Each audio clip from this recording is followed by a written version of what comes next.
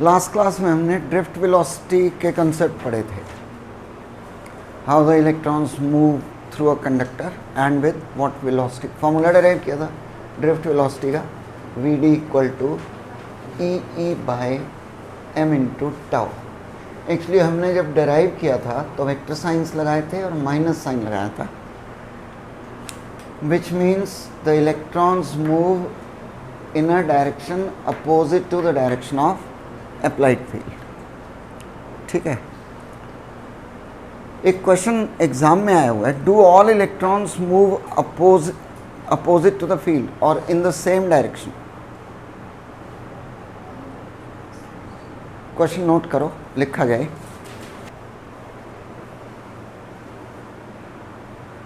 Do all electrons move in the same direction during flow of current.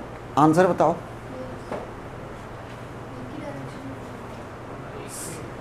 हाँ आरफ, पढ़ा था हमने, इलेक्ट्रॉन ऐसे जाएगा, फिर इधर हो जाएगा, फिर ऐसे घूमेगा, फिर ऐसे जाएगा, फिर ऐसे, ऐसे ही कोई और भी जा रहा होगा तो दूसरे को भी चेक कर लेते हैं।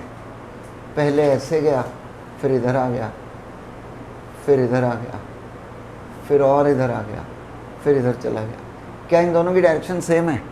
Not at all. Net velocity is opposite to the field. Net velocity is opposite to the field, but they are actually moving in different directions. कितना करंट फ्लो होगा ये किस पर डिपेंड करेगा? Anybody? How much current flows through the conductor will depend on number of electrons, something else, time,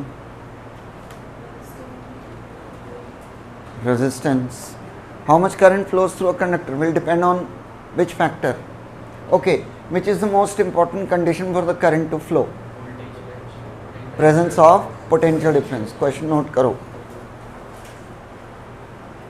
Which is the most important condition,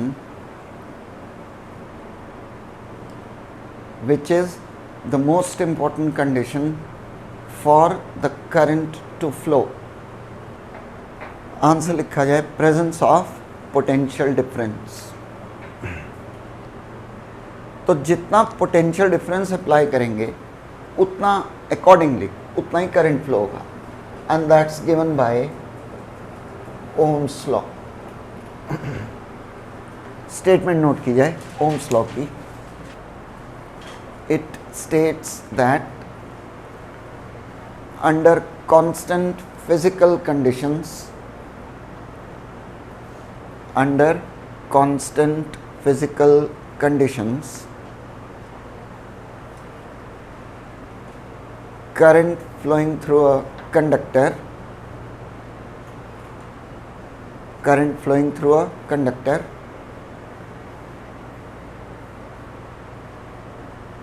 is directly proportional to, current flowing through a conductor is directly proportional to potential difference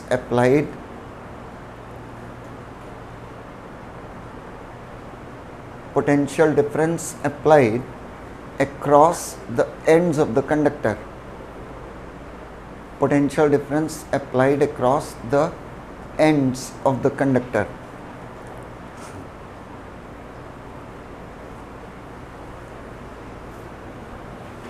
Under constant physical conditions, कौन सी conditions constant रखनी होती हैं ये हम आगे पता लगाएंगे, but V and I they are directly proportional, or V is equal to IR. R is constant called resistance. R is called resistance.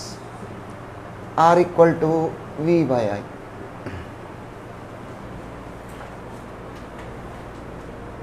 What is resistance? Define करो। जो करंट को फ्लो करने से रोकता है। जो मतलब okay we can say it's the tendency of a conductor or the property of a conductor that opposes flow of current through. जैसे फ्रिक्शन होती है, जैसे विस्कोसिटी होती है, we have a property. Friction में the motion gets opposed, viscosity में flow of liquid gets opposed, और resistance की वजह से flow of current gets opposed. Definition note करो रेजिस्टेंस की, it's the property of a conductor due to which flow of current is opposed through it. Flow of current is opposed through it. Unit, यहाँ से unit formula तो हो गया V/I, ठीक है. Unit resistance के और भी एक दो फॉर्मूले होंगे, आगे पढ़ेंगे. Starting with R = V/I. Unit क्या होती है? ओम. सबने पढ़ी हुई है, बोलने में बड़ी दिक्कत है.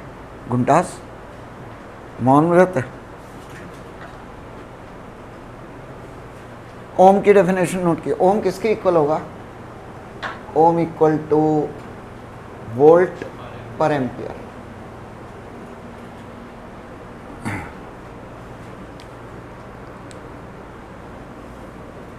डेफिनेशन नोट की जाए ओम की. Resistance of a conductor is said to be 1 ohm when 1 ampere of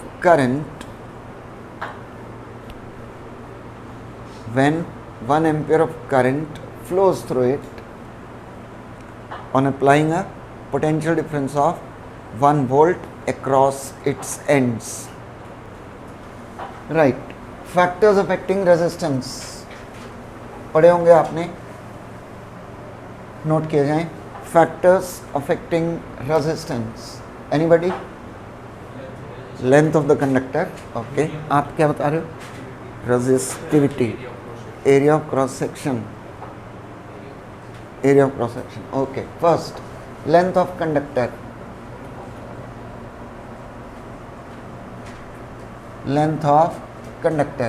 resistance is directly proportional to length. More is the length of the conductor, more will be its resistance. Second, area of cross section of conductor.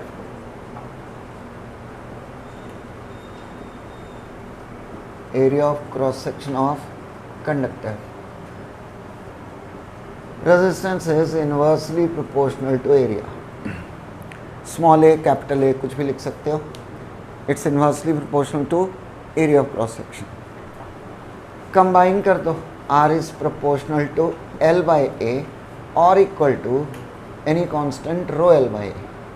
Very important formula, बहुत सारे conceptual questions इस पर based. This rho is called specific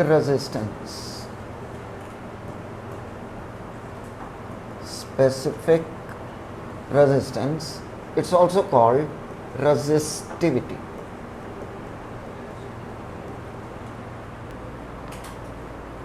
रो की unit क्या होगी पता लगाएं. रो equal to RA/L. Unit बताओ. Ohm meter. आगे समझ में? Ohm meter square by meter, तो दैट्स ओम मीटर. कौन बताएगा? अगर एरिया डबल कर दें रेजिस्टिविटी पर क्या इफेक्ट होगा?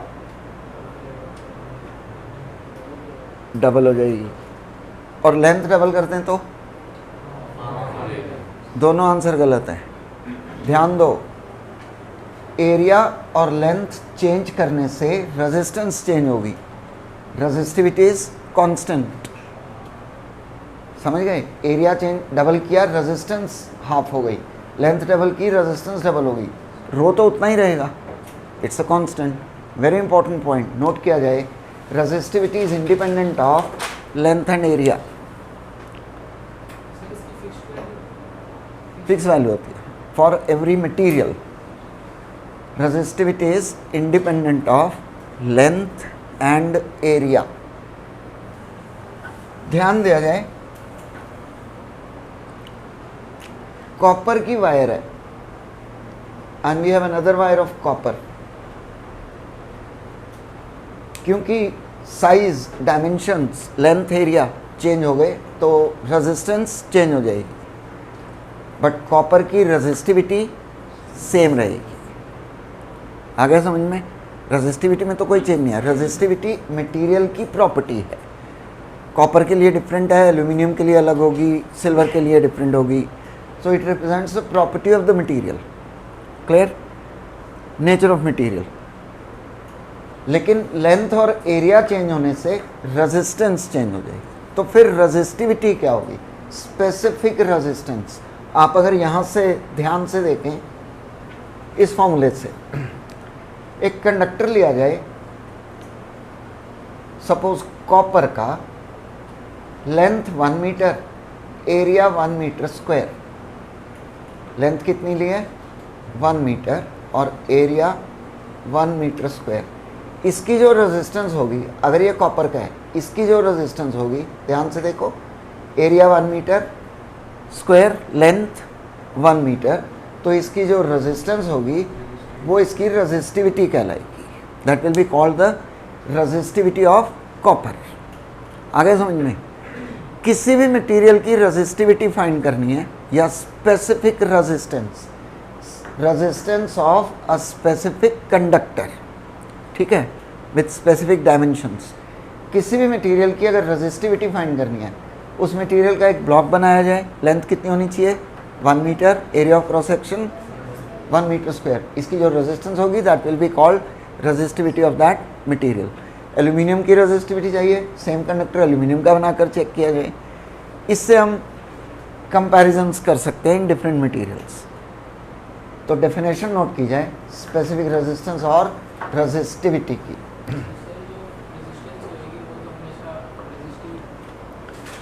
ये सारा लिखा जाए। रेजिस्टिविटी का formula, draw this diagram, take L equal to 1 meter, area 1 metre square, you get rho equal to R, and that gives the definition of resistivity. Resistivity of a material, resistivity of a material is the resistance of a conductor, resistance of a conductor made of that material, resistance of a conductor made of that material whose length is 1 meter, length is 1 meter and area of cross section is 1 meter square. Materials with low resistivity कौन कौन से होते हैं? Copper, aluminium, silver. Note कर लो examples, इनकी ज़रूरत पड़ेगी। Alloys generally have higher resistivity. Alloys की रेजिस्टिविटी कंपैरेटिवली हाई होती है। Material with lowest resistivity, silver. Silver has lowest resistivity. ये पॉइंट सारे नोट करें, 1 markers. Silver has lowest resistivity. Reciprocal of resistance, anybody? हाँ, that's called conductance. It's reciprocal of resistance. Generally G से represent करते हैं। Unit ohm inverse. और कोई unit? मो। रेजिस्टेंस ओम तो रेजिस्ट, कंडक्टेंस उसका उल्टा हो गया भाई, मो, ठीक है। सीमेंस पढ़ा होगा कहीं, एस से रिप्रेजेंट करते हैं। और कंडक्टिविटी क्या होता है? इनको हम आगे चल के डिफाइन भी करेंगे, अभी फ़िलहाल इतना पता होना चाहिए, कोई क्वेश्चन हो तो कर पाएँ। Conductivity reciprocal of resistivity. Sigma से रिप्रेजेंट करेंगे 1/ρ। यूनिट रेजिस्टिविटी की यूनिट थी ओम मीटर, तो कंडक्टिविटी की क्या हो जाएगी? Ohm inverse meter inverse, mho meter inverse, Siemens meter inverse. Resistance is opposition to the flow of current. किसी भी वायर को यूज कर सकते हैं to decrease oppose current through a circuit. Current decrease करना हो सर्किट में तो हम सर्किट की रेजिस्टेंस इंक्रीज करेंगे, ठीक है। ओम्स लॉ हमने पढ़ा, एक दो graphs. VI graph will be a straight line, आगे जाकर बेंड हो जाता है, क्यों वो बाद में देखते हैं, we study some more properties, but फिलहाल V is proportional to I, the graph will be a straight line. Draw करो, और अगर हम इसका स्लोप फाइंड करें थीटा, तो tan theta will be equal to V by I, V by I, यानी slope of the graph gives the value of resistance. V by I किसके इक्वल हो गया? R के इक्वल हो गया। चैप्टर में कंसेप्ट्स छोटे छोटे हैं, ट्यूसडे तक सारा पढ़ कर आइएगा, आज तक का किया हुआ पेपर हमारे पास रेडी रखा है। We have got two conductors, their VI graphs are given. Which is higher resistance? Check करो, which is higher resistance?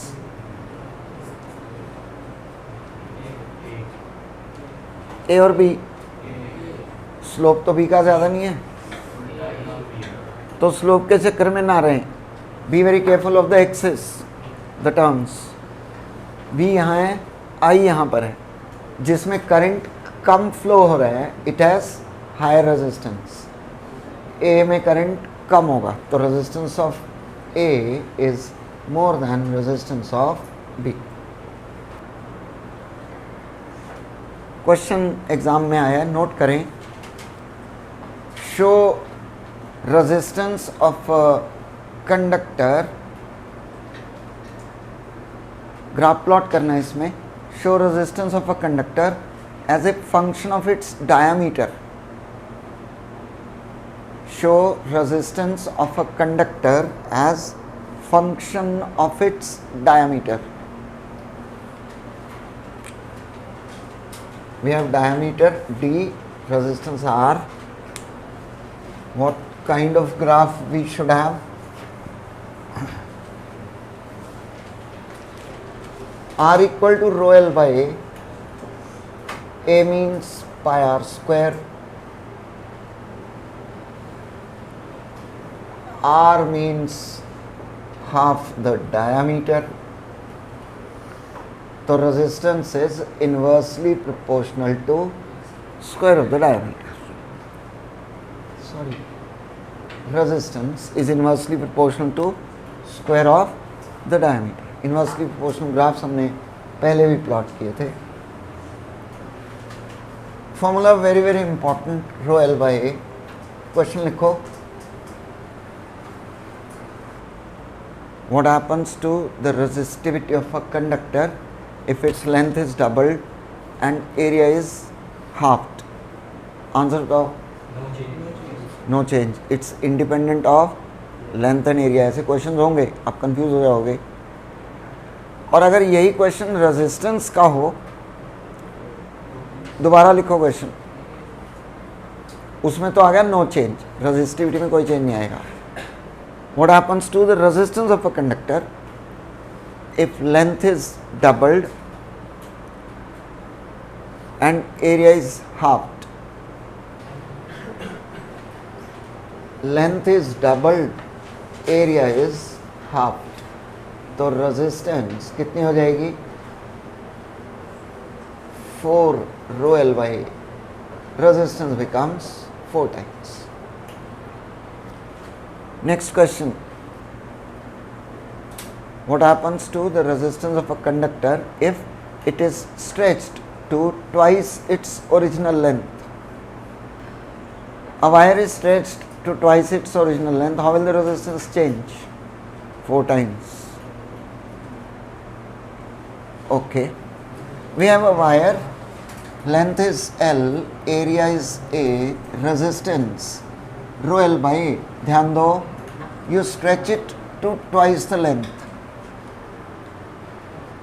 खींचोगे पतली हो जाएगी तो एरिया में चेंज आएगा. अगर लेंथ डबल की है तो एरिया हाफ हो जाएगा. Volume remaining same.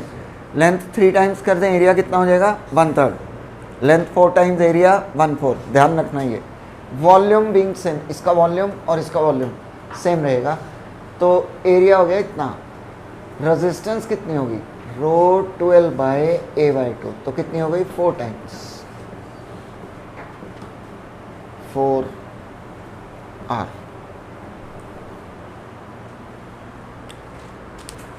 अब कभी कभी क्वेश्चन को थोड़ा सा मैनिपुलेट किया जाता है. लिखो another question. Resistance of a wire is 10 ohm. Resistance of a wire is 10 ohm. What will be the resistance if it is stretched by twice its original length? Resistance of a wire is 10 ohm. What will be the resistance if it is stretched by twice its original length? ध्यान रखना, the wire is stretched to and the wire is stretched by. दो अलग अलग words हैं. English आ गई बीच में, ठीक है. If it is stretched to twice its original length तो डबल हो गई 2L. And if it is stretched by twice its original length तो L तो थी और 2L स्ट्रेच कर दी तो कितनी हो गई? 3L. Very good. और ये कितना आया? A by 3. कितने टाइम्स हो जाएगी? 9 टाइम्स. तो कितनी हो गई? 90 ohm. Be very careful of the words while reading such questions. Derive कर रहे हैं relation between current and drift velocity. Actually हमें क्या चाहिए? ओम्स लॉ पढ़ा, V is proportional to I. ये हम प्रूव करना चाहते हैं. Will prove it mathematically. और स्टेटमेंट में लिखा था अंडर कांस्टेंट फिजिकल कंडीशंस. तो कौन सी कंडीशंस कांस्टेंट रखनी होंगी ये भी पता लगानी है. रेजिस्टेंस लेंथ के डायरेक्टली प्रोपोर्शनल है और एरिया के इन्वर्सली. इसका भी प्रूफ ढूंढेंगे. Resistivity is independent of length and area, ये प्रूव करेंगे. Then on what factors resistivity depends, ये भी फाइंड करेंगे. तो एक कंसेप्ट है पूरा, ध्यान से समझा जाए. उसके लिए हमें एक फॉर्मूला डिराइव करना पड़ेगा. नोट करें, relation between current and drift velocity. इस एक रिलेशन को यूज करके हम बहुत सारी चीजें प्रूव कर सकते हैं. Relation between current and drift velocity. So we have a conductor, length L, area A, connected to a battery. Key लगा लेते हैं. एक सेल है, 2 लगा दें तो बैटरी हो जाएगी. करंट की डायरेक्शन किधर से किधर होगी? Positive to negative.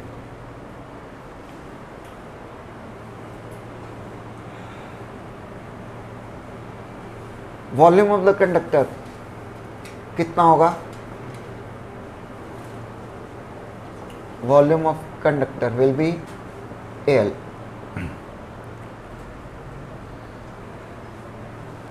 Number of electrons per unit volume.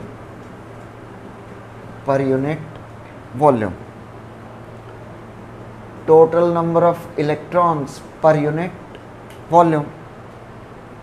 लिख सकते हैं ऐसा, ठीक है ना. और इसे स्मॉल n से रिप्रेजेंट करते हैं. नंबर ऑफ इलेक्ट्रॉन, जितने भी फ्री इलेक्ट्रॉन्स इसमें पर यूनिट वॉल्यूम. तो स्मॉल n किसके इक्वल आ जाएगा? Sorry, total number of electrons किसके इक्वल आ जाएंगे? total number of electrons n will be equal to n into a into l. इसे इलेक्ट्रॉन डेंसिटी भी बोलते हैं, number of electrons per unit volume.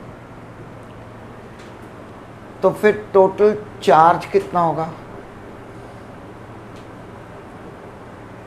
इतने इलेक्ट्रॉन्स हैं, एक का चार्ज E, तो टोटल चार्ज कितना हो गया? ENA। यहाँ तक समझ आ गया?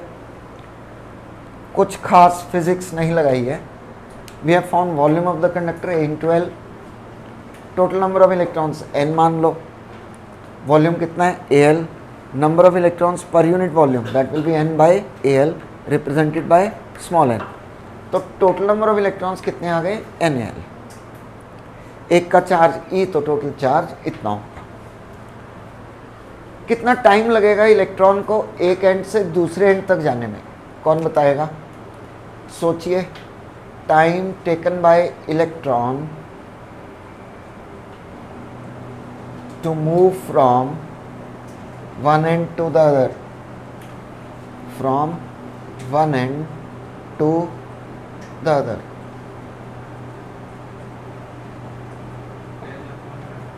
L upon, okay. The distance covered will be L, velocity कितनी है? VD। आ गया समझ में? Time is distance upon speed, तो डिस्टेंस कवर्ड इज L और स्पीड कितनी है? VD। तो time taken by the electron to move from one end to the other, L by VD। Current Q by T। Q कितना है? The charge ENAL, और time कितना है? L by VD। L से L cancel हो गया, ENAVD। Very useful formula, NCERT में एक क्वेश्चन भी दिया हुआ है इस पर, numerical. I equal to ENAVD, note किया जाए।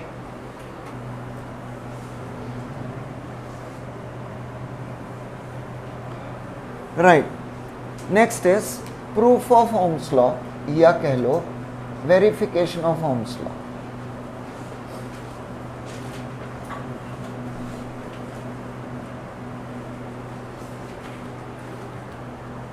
स्टेप्स पर ध्यान दिया जाए। पढ़ा हमने I equal to ENAVD, so we know that current I equal to ENAVD, और VD किसके इक्वल है? E by M into tau. समझ लो, I equal to E square NAE by M into tau. ठीक है, I equal to E square NA, E को क्या लिख सकते हैं? V by L into tau. क्या क्या चेंज किया है? I equal to ENAVD, VD change किया E by M into tau, इकट्ठा करके लिख दिया, और यहाँ E को चेंज किया, E can be written as V by L। यहाँ से चेक करें V बाय I किसके इक्वल होगा? ML by E square NA tau.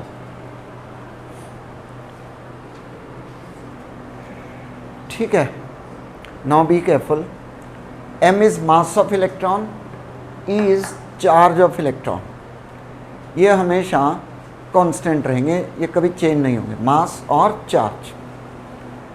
Length of the conductor and area, ये दोनों चेंज हो सकते हैं अगर टेम्परेचर या प्रेशर चेंज किया जाए तो।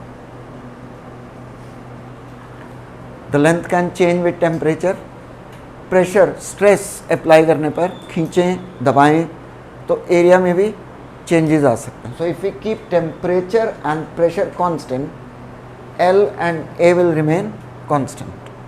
ठीक है, number density of free electrons, N is number density of free electrons।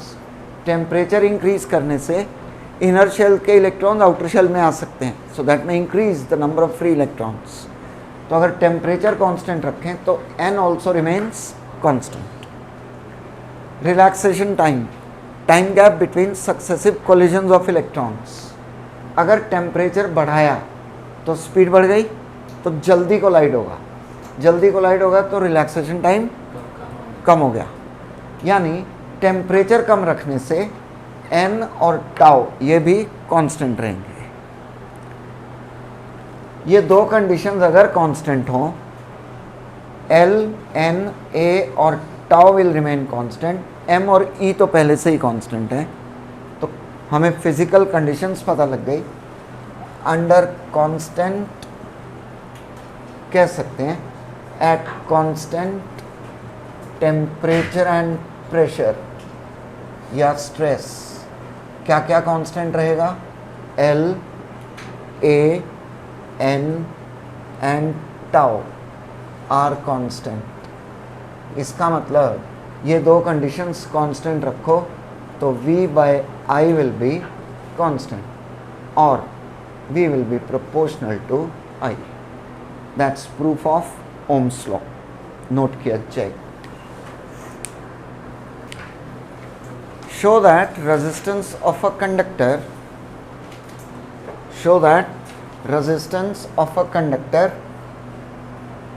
is directly proportional to its length. Show that resistance of a conductor is directly proportional to its length and inversely proportional to its area. ध्यान दिया जाए। We know that I equal to ENA VD. VD को क्या लिख सकते हैं साहब? VD को क्या लिख सकते हैं? घर जाके पढ़ो, याद होनी चाहिए बातें। E by M into tau, E square N A E by M into tau. Same steps, N A E को क्या लिख सकते हैं? V by L। तो V by I किसके इक्वल आ गया? ML by E square N A tau। और V by I क्या होता है? R resistance. तो रेजिस्टेंस का फॉर्मूला आ गया ML by E square N A tau. तो resistance is directly proportional to length and inversely proportional to area. ठीक है, नोट किया जाए। Next question, show that, note करो, show that resistivity of a conductor, resistivity of a conductor is independent of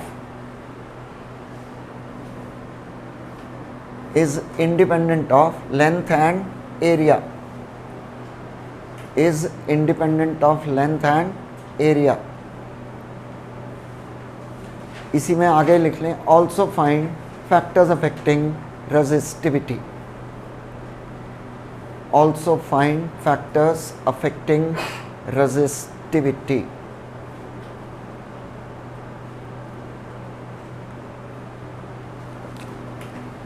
तो देखना I equal to ENA VD, और VD किसके equal होता है? EE by M into tau. तो ये आ गया E square N A E by M into tau. E को क्या लिख सकते हैं? V by L into tau. तो वी बाय आई किसके इक्वल आ गया?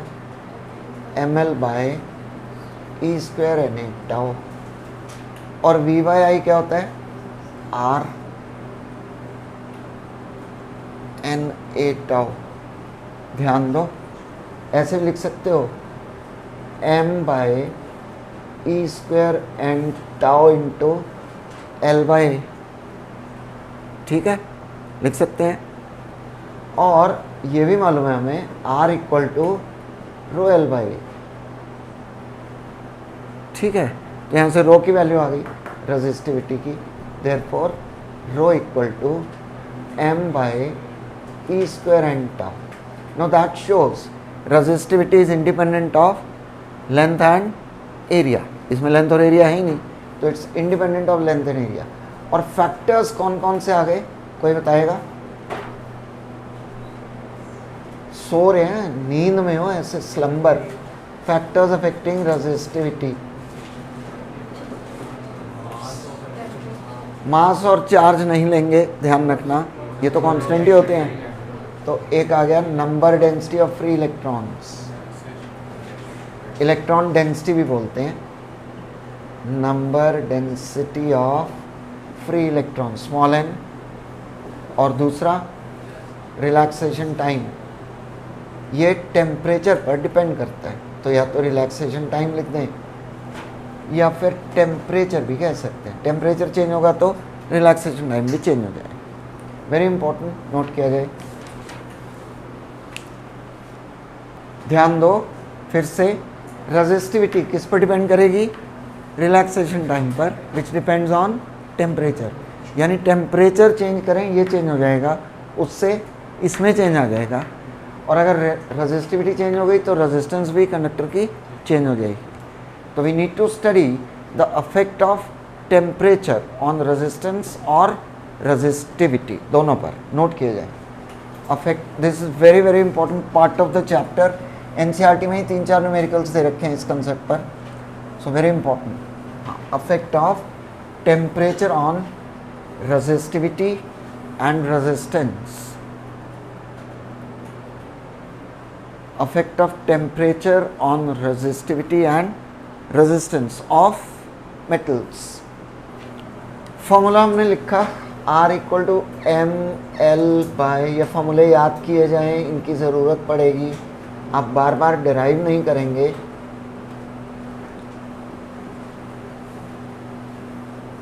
Resistance ml/e²na tau, resistivity m/e²n tau. अगर टेम्परेचर इंक्रीज कर दें तो इलेक्ट्रॉन की काइनेटिक एनर्जी इंक्रीज हो जाएगी। वेरी सिंपल, टेम्परेचर इंक्रीज होने से इलेक्ट्रॉन की एनर्जी बढ़ गई, जल्दी कोलाइड करेगा, और अगर जल्दी कोलाइड करेगा तो रिलैक्सेशन टाइम कम हो जाएगा, और अगर रिलैक्सेशन टाइम कम होगा तो रेजिस्टिविटी या रेजिस्टेंस इंक्रीज हो जाएगी। That's very important property of metals. Temperature बढ़ाने से इनकी रेजिस्टेंस या रेजिस्टिविटी इंक्रीज हो जाती है। आंसर नोट किया जाए। With increase in temperature the kinetic energy of electrons increases, the kinetic energy of electrons increases and collisions become faster. As a result, the relaxation time decreases and resistance or resistivity increases. Temperature बढ़ाएंगे, collisions जल्दी जल्दी होंगे, relaxation time कम हो जाएगा, तो resistance और resistivity increase हो जाएगी। ठीक है जी, ये हमने किसके लिए लिखा है? मेटल्स के लिए। फॉर्मूले भी नोट कर लेना दोनों। हाँ जी, टेम्परेचर बढ़ाने से लेंथ, एरिया और एन पर भी अफेक्ट होगा। लेंथ, एरिया और एन पर भी अफेक्ट हो सकता है, but more affect will be on relaxation time. ठीक है, वो उतना कंपैरेटिवली वो कम होगा, ज़्यादा किस में आएगा? Relaxation time. तो उससे जो चेंजेस आएंगे वो ज़्यादा होंगे। ठीक है, फॉर्मूले साथ में नोट कर लेना जिससे ये आंसर बाद में समझ में आए। तो टेम्परेचर इंक्रीज करने से, with increase in temperature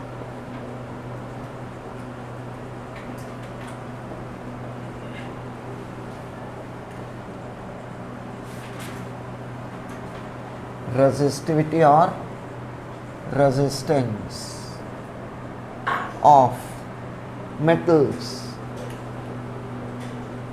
increases. Alloys भी कंडक्टर्स होते हैं, इनमें भी इंक्रीज होगा comparatively the increase will be smaller. Electrolytes decreases, resistivity कम हो जाएगी, आयनिक मूवमेंट फास्ट हो जाएगी, तो ज़्यादा चार्ज फ्लो होगा, रेजिस्टेंस या रेजिस्टिविटी इलेक्ट्रोलाइट्स की कम हो जाएगी। ये पहले सिलेबस में डिटेल में थे, अब नहीं है। And semiconductors, the last chapter we have, semiconductors decreases.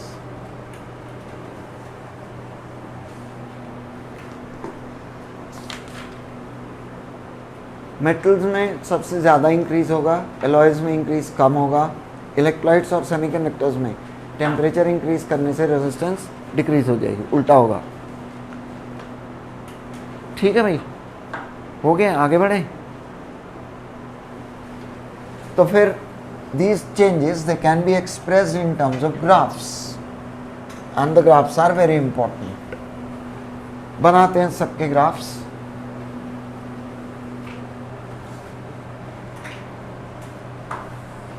With temperature, how does the resistivity change? ये बताना है। तो एक ये बना लिया, एक ऐसे बना लिया, एक ऐसे बनेगा। 3 मटेरियल्स लिए हैं, copper, nichrome, silicon. Silicon, yes. कौन सा ग्राफ किसका है? थर्ड वाला कॉपर का है। मोर increase in resistivity with temperature, ठीक है। और ये किसका है? नाइक्रोम का। स्मॉलर इंक्रीज, इंक्रीज है बट इसके कंपैरेटिव कम है। और वो वाला किसका है? सिलिकॉन का। The resistivity decreases. और माइंड यू, ये देखो ग्राफ कहाँ से, ओरिजिन से शुरू नहीं हो रहे हैं। Even at 0 degree will have some resistivity, ठीक है, विल हैव सम रेजिस्टिविटी। तो दिस इज फॉर कॉपर, और ये किसके लिए हो गया? Nichrome, alloys. We can say this is for metals, copper, this is for alloys. कौन सा एलॉय? यहाँ पर कौन सा है? Nichrome. And this is for semiconductor. Semiconductor में 2 मटेरियल्स, कौन कौन से? जर्मेनियम और सिलिकॉन, नाम याद रखने हैं। ओके, तो टेम्परेचर से रेजिस्टिविटी या रेजिस्टेंस चेंज हो जाती है। कितनी चेंज हो जाएगी ये कैलकुलेट भी कर सकते हैं, तो ध्यान दिया जाए। We have got a conductor, temperature T0, resistance R0। Temperature increase करो, रेजिस्टेंस ऑल्सो इंक्रीजेस। मेटल्स ले रहे हैं।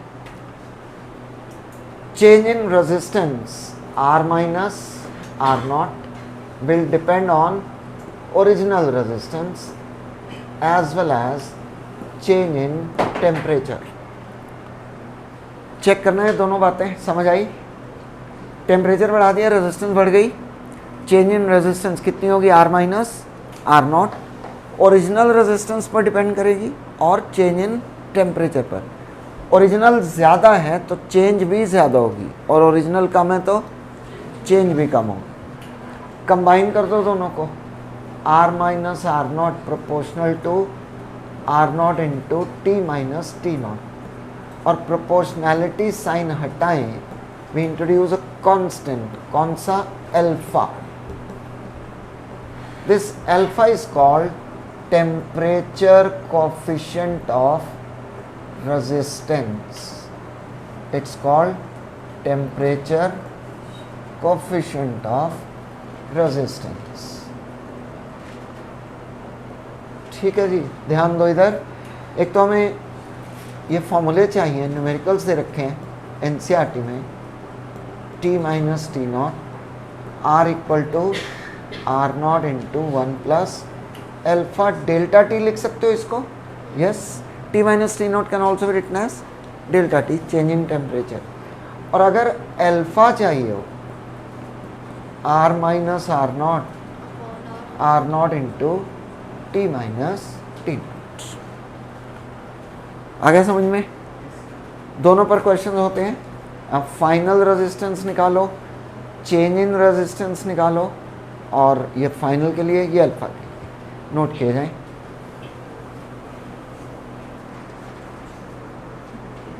हाँ जी, नोट किया। डेफिनेशन लिखी जाए टेम्परेचर कोएफिशिएंट ऑफ रेजिस्टेंस की। टेम्परेचर कोएफिशिएंट ऑफ रेजिस्टेंस की परिभाषा लिखें। ये लास्ट फॉर्मूले से हम डेफिनेशन सोच सकते हैं। It's change in resistance per unit of original resistance for every 1 degree Celsius of change in temperature. लिखा जाए it's change in resistance per unit of original resistance for every 1 degree Celsius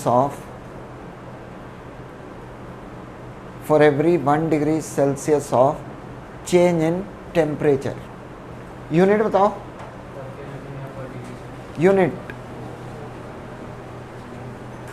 इसकी unit ओम, इसकी भी ओम, इसकी पर degree Celsius या kelvin, तो पर डिग्री सेल्सियस और पर केल्विन। फिर से we have a conductor, temperature T naught, resistivity rho naught, increase the temperature, the resistivity also increases। ठीक है? Change in resistivity rho minus rho naught will be proportional to original resistivity as well as change in temperature। Combine कर दो, बिल्कुल similar steps हैं resistivity के लिए। तो rho minus rho not will be equal to alpha rho not T minus T not. तो alpha किसके equal आ जाएगा? Rho minus rho not by rho not into T minus T not. Same बिल्कुल। Unit क्या होगी? वही पर degree Celsius और पर केल्विन, और इसे क्या कहेंगे? Temperature coefficient of resistivity. Note किया जाए। अभी चेक करो, can alpha be negative? Alpha की वैल्यू नेगेटिव हो सकती है, यहीं से सोचकर बता सकते हो सकती है अगर ये वैल्यू छोटी हो, ये ज़्यादा हो। टेम्परेचर बढ़ाया, रेजिस्टेंस कम हो गई, ऐसा हो सकता है। जैसे इलेक्ट्रोलाइट्स में होता है, जैसे सेमीकंडक्टर्स में होता है। तो अल्फा की वैल्यू अगर नेगेटिव है, इसका मतलब टेम्परेचर बढ़ाने से रेजिस्टेंस कम हो रही है। और मटेरियल पूछ लेते हैं, name a material whose value of alpha is negative, तो ऐसा पूछा जा सकता है। पॉजिटिव, लार्ज, नेगेटिव, ये हमें पता होना चाहिए। तो नोट किया जाए value of alpha, value of alpha for metals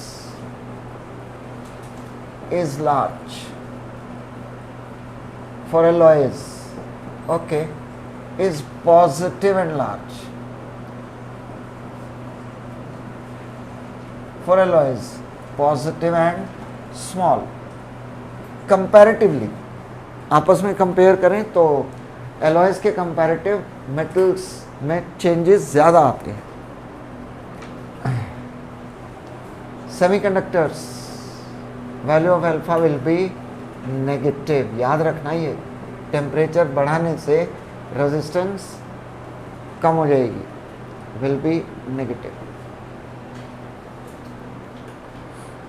हाँ, मैं नोट कर लिया।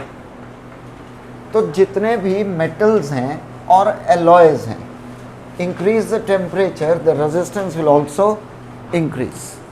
कॉपर है, एल्यूमिनियम है, बहुत सारे एलॉयज हैं, मरकरी है, मरकरी इज अ कंडक्टर, और alloys increase the temperature the resistance will increase. ऐसा भी होगा decrease the temperature and the resistance decreases, हो सकता है। टेम्परेचर बढ़ाने से रेजिस्टेंस बढ़ जाएगी, कम करने से कम भी होगी या नहीं? ऑब्वियसली टेम्परेचर बढ़ाया, काइनेटिक एनर्जी बढ़ गई, जल्दी को लाइट कर गया, रिलैक्सेशन टाइम कम हो गया, तो रेजिस्टेंस ज़्यादा हो गई। उल्टा करो, टेम्परेचर कम किया, काइनेटिक एनर्जी कम हो गई, अब ये धीरे हो गया, रिलैक्सेशन टाइम ज़्यादा हो गया, तो रेजिस्टेंस कम हो गई। उल्टा भी हो सकता है। टेम्परेचर कम करते जाओ और इतना कर दो कि रेजिस्टेंस ज़ीरो हो जाए। Is it possible? ये इलेक्ट्रॉन्स रैंडमली इधर उधर मूव कर रहे हैं because of their thermal energies. अगर इनकी थर्मल एनर्जी निकाल लें, सारी ज़ीरो कर दें, ये रुक गया, ठीक है। अब जब पोटेंशियल अप्लाई करोगे ये इधर ही जाएगा, इधर उधर तो जाएगा ही नहीं। सारे इलेक्ट्रॉन्स अपनी अपनी जगह रुक गए टेम्परेचर डिक्रीज करने से। कर सकते हैं ऐसा? भाई दे आर इन मोशन, कोई इधर जा रहा है, कोई इधर आ रहा है, कोई उस तरफ जा रहा है, because of their thermal energies. अब जब हमने पोटेंशियल लगाया, ये इधर से ऐसे गया, कोलाइड हो गया, ये इधर से ऐसे गया, कोलाइड हो गया, ठीक है ना। हमने क्या किया, हमने इनकी थर्मल एनर्जी ही हटा दी, एकदम रेस्ट पर ले आए टेम्परेचर डिक्रीज करके। अब जब पोटेंशियल डिफरेंस अप्लाई करेंगे तो सारे एक साथ मूव करेंगे। अब इनमें कोलिजन्स नहीं होंगे, और अगर कोलिजन्स नहीं होंगे तो रेजिस्टेंस कितनी हो गई? ज़ीरो हो गई। The conductor now is called super conductor. The phenomena, the property is called super conductivity, ठीक है। So what's a super conductor? Conductor whose resistance becomes zero with decrease in temperature। Note किया जाए। Mercury becomes superconductor at 4 Kelvin। ध्यान रखना, it becomes superconductor at 4 Kelvin। आगे के topics important हैं। आखिरी कंसेप्ट कर रहे हैं, बड़ा सिंपल सा है, resistors in series and parallel. Note करो, सबसे पहले series, resistors in series. Resistance तो हो गई प्रॉपर्टी, रेजिस्टर क्या हो गया? Device. Resistor a device that offers resistance, और इसे ऐसे रिप्रेजेंट करते हैं। तो we have number of resistors R1, R2, R3 connected in series across certain potential difference। Series में क्या सेम रहेगा, क्या डिवाइड हो जाएगा? करंट सेम रहेगा और वोल्टेज डिवाइड हो जाएगा, ठीक है। Total voltage V, applied voltage कुछ उसके अक्रॉस, कुछ उसके, कुछ उसके। और बताया था जो डिवाइड हो जाए फॉर्मूले उसी की टर्म्स में यूज़ करने हैं। तो V1 will be equal to current I into R1। V2 किसके इक्वल होगा? I into R2। और V3 किसके इक्वल होगा? I into R3। Total potential V1 plus V2 plus V3। तो IR equal to IR1 plus IR2 plus IR3। Series में resistance add कर देंगे। कैपेसिटर से उल्टा है, ध्यान रखना। कैपेसिटर में पैरेलल में कैपेसिटेंस ऐड हो जाती है, सीरीज के लिए वो दूसरा फॉर्मूला होता है। तो RS resistance in series.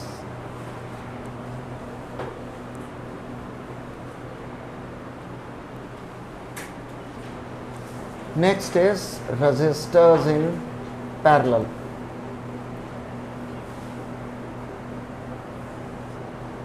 Number of resistors connected in parallel R1, R2, R3।